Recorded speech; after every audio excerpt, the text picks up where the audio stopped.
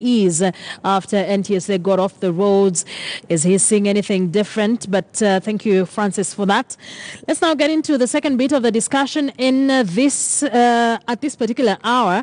And of course, it is the report that was released yesterday by the European Union Electoral Observation Mission, officially released. There is the observation on their report on the Kenyan election that happened last year on August 8th and of course on October, that particular repeat poll. This particular hour we'll be taking a look at what really do various parties think of that particular report and how is it going to help Kenya ahead of 2022 when Kenya will be going back to the polls. Joining me in studio is Marcus Anthony Agenga, the Senior Programs Coordinator at ELOG. Thank you very much for coming in. And of course, we have Joe Ken Kaunda. He's a governance expert. Santeni Sana for joining us here on KTN News Desk. I'd like to start with you because some of the recommendations and some of the things that came out of that report are not far off from what ELOG has been consistently saying throughout the electoral period. That is true. I think the EU report is basically speaking to what ELOG has been saying, as you say rightly, consistently since last year in March. And the key highlights, if I remember, yes, that ELOG spoke to lack of public trust in a number of key electoral institutions, and that was spoken to by the EU report. ELOG spoke to attack on some of these institutions, i.e. IBC and judiciary, that was captured in the EU report. Similarly, ELOG spoke to the undemocratic party primaries, which were not conducted in a manner consistent with law. Again, that was picked up, or rather observed by the EU. So basically, EU report is in agreement with what ELOG observed. Yes. So those were the key highlights for you. Yes. What about you? I think that I'm not going to comment on ELOG, of course, because I'm not part of ELOG. But I want to comment generally on the report. I've also read a lot of their recommendations before the elections, and I was just discussing with him. But I believe that the EU has done a good job generally in their recommendations, and the fact that they have stressed is the independence of institutions, and that's the major take-home point from this report. We have institutions, but we lack independence completely. All of these institutions somehow depend on the government of the day, and therefore their credibility is questioned a lot by their competitors. So I believe that the main take-home point right now, and where we should actually base our discussion, is the independence of the institutions we have. This is the judiciary. And you saw the attacks on the judiciary before and even after, from both sides of the political divide. I'm not just going to concentrate on Jubilee, but these attacks came from both sides based on what the judiciary did at a particular time. And then you saw the issues to do with IEBC. This should be an independent body, but you realize that most of the time, they were either accused of being on one side or not. And this happens with both political divides. And we have to be very keen when we're discussing this because we have issues from NASA and from Jubilee and even from all the other parties. And we have a very blanket problem. And therefore, we don't need to single out a particular party. But the recommendations of the EU actually majorly tells us that Jubilee was on the wrong. We have to be honest about that. If you read the report, and you look at the number of recommendations that they came up with and the number of issues that they had with the election, they point towards the incumbents. And that's a major problem, I think, not only in Kenya, but in Africa as a whole, that the incumbents always have an advantage, unfair advantage over the others. So these are some of the things that we need to look into. How are we going to make the institutions independent? That's it, and then we're going to have credible elections. Part of them saying that one of the recommendations is that we need to strengthen our institution and make them as independent as they can be. But also they talk about major electoral reforms in the country. And this is the same thing that NASA keeps saying. NASA right now talks about electoral justice and electoral reforms. But we have another term, like say 4 years before we get to 2022. For you from ELOG, what are the major things you think Kenya needs to tackle before we go to another election to avoid a repeat of what we witnessed in 2017? Yeah, I think one of the things that Kenya needs to think is that the legal infrastructure that governs the electoral process must be very solid, addressing the loopholes that we have seen. For example, the change of laws towards the end. You saw what happened after August. There was a unilateral change of the electoral law that should really be taken into consideration, and I think that's so. The legal infrastructure needs to be strengthened. Number two, and following from what he has said, is that we need to move towards building institutions. Let IEBC, which is the body mandated to manage elections in Kenya, get public confidence. As you remember, we were moving into election while IEBC was suffering serious public confidence. Yes. We go into that election, the election is nullified, some fears are confirmed, then one of the commissioners withdraws. Again, further plunging the commission into another disarray of mistrust. So let us build, I think, moving into 2022, strengthen our institutions. Let the institutions tell Kenyans a story that the Kenyans can trust. The other thing that is so fundamental is that the voter registration structure must be strengthened. If you remember, the IBC never came out very strongly to tell us if they made the recommendations coming from the KPMG audit, whether those recommendations were adhered to. ILOG did its own audits and had its own findings, and very soon we're coming to the public to tell you what we found from the voters register. So the whole voter registration regime must be really looked into. How do we register our voters? How do we maintain and keep the voters register? How open is it? How open is that system? The other thing that is so fundamental is the use of electoral technology. I think there is a big improvement this time around because we never had a massive failure as we witnessed in 2013. However, there was a problem, if you realized, in one of the reasons that led to the nullification of the 8th election was through the transmission of results. And that was something to do with technology. So in moving, and I think what I think IBC did a good job.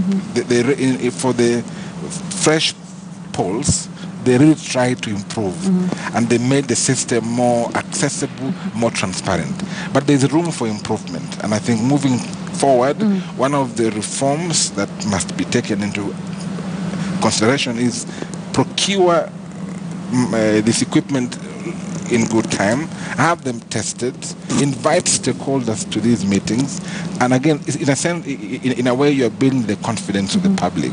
The other thing for me, and a major one, is about not only about IBC, about political parties, because they are major players in the electoral process.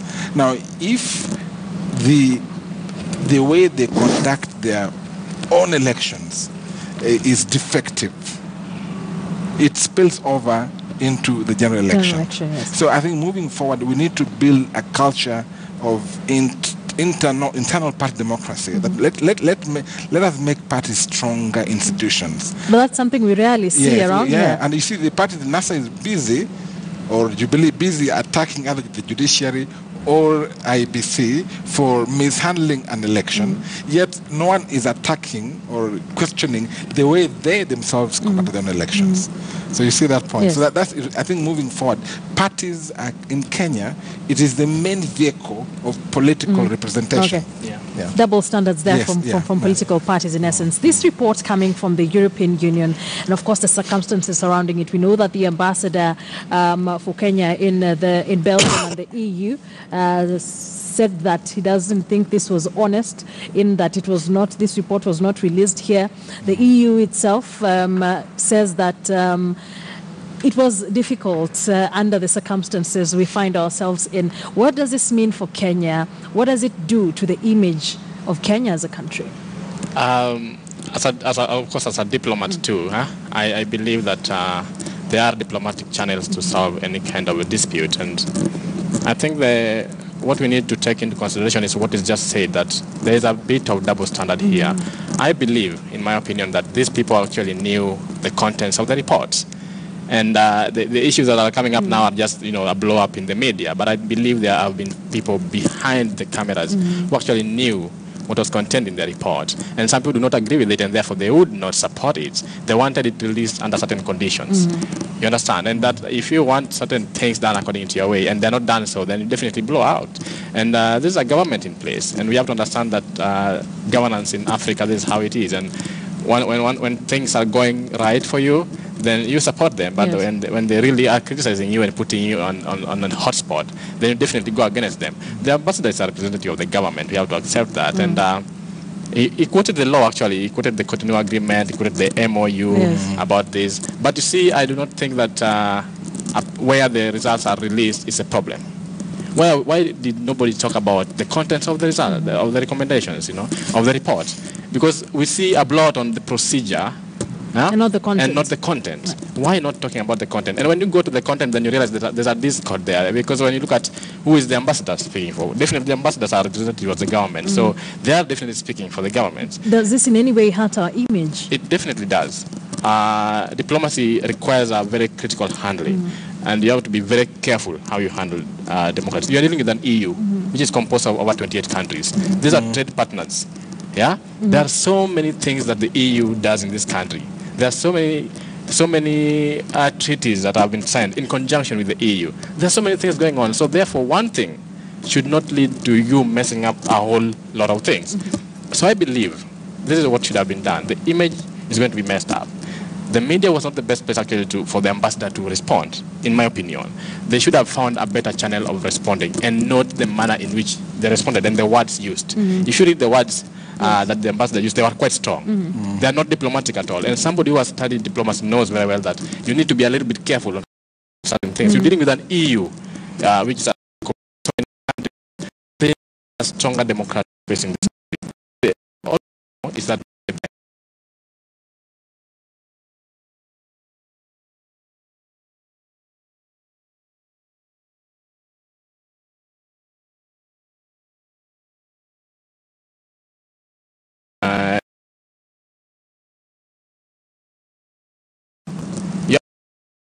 country.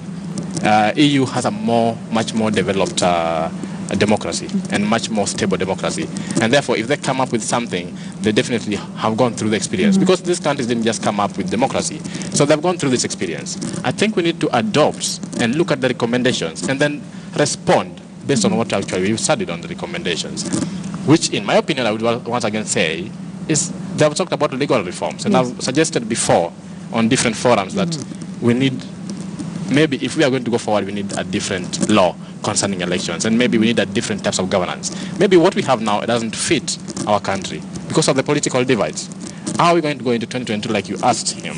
I believe we need a change of law.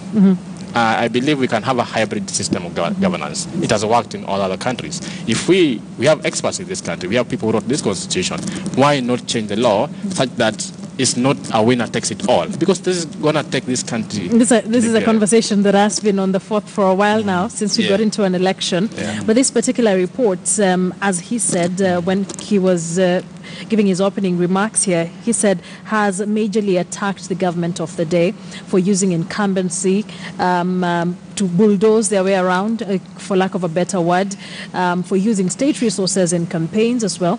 But the opposition has also been mentioned, chided in this particular report that the attack on electoral officials, they made the public image for the IEBC worse than it was. They made things bad for them than it already was. These are the people we will be depending on for leadership for the next few years until 2022. A tricky situation Kenyans find themselves in, don't you think? It is. I think the work of an observer basically is to see, is non-partisan, and EU, like any other observer, is not an agent of either a political party or a candidate.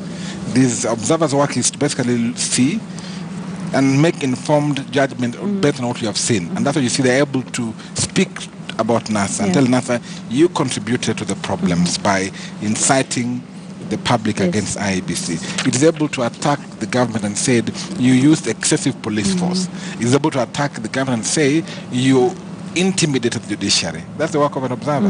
And that's why this report, for me as an observer, I tell you the truth, this report is very, very objective and speaks to what even the domestic observation platforms were able to observe. I tell you the truth.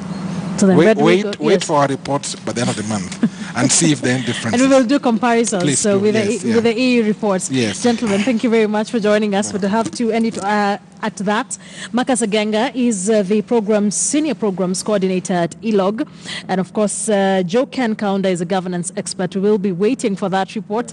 And I hope you will be coming in to talk about it here on KTN News Desk. I want us to take a quick break. KTN